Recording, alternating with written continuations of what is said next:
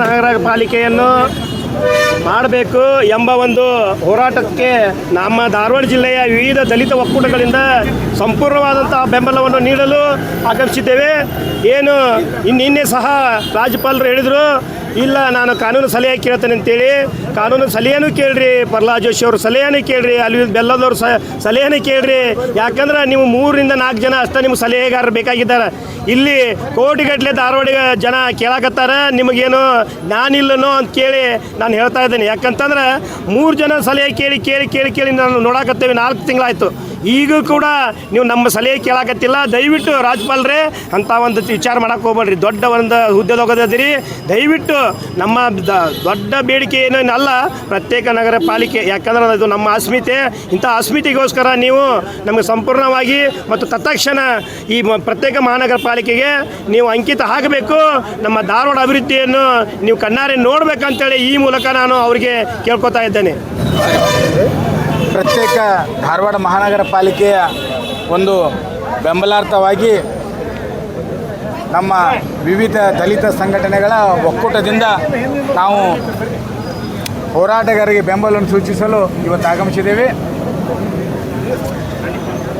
ನಾವು ರಾಜ್ಯಪಾಲರಿಗೆ ನಿಮಗೆ ಕೈ ಮುಗಿದು ವಿನಂತಿ ಮಾಡ್ಕೊತೀವಿ.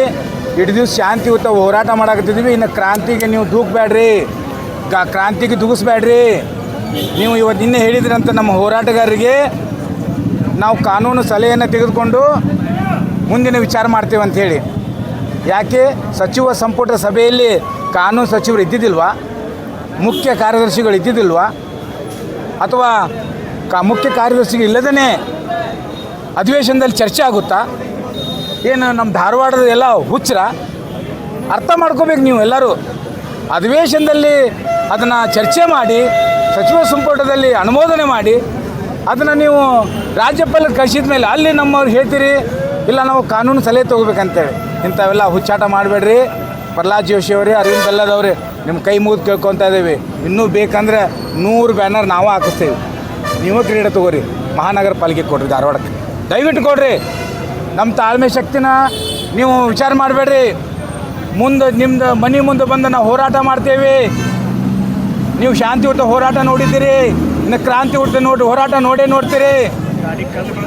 ಇನ್ನು ಮುಂದಿನ ದಿನದಾಗ ನೀವು ಕೇವಲ 2 ರಿಂದ 3 ದಿವಸ ನೋಡ್ತೇವೆ. ಇಲ್ಲ ಅಂದ್ರೆ ಸಂಪೂರ್ಣ ಧಾರವಾಡ ಬಂದ್ ಮಾಡ್ತೀವಿ.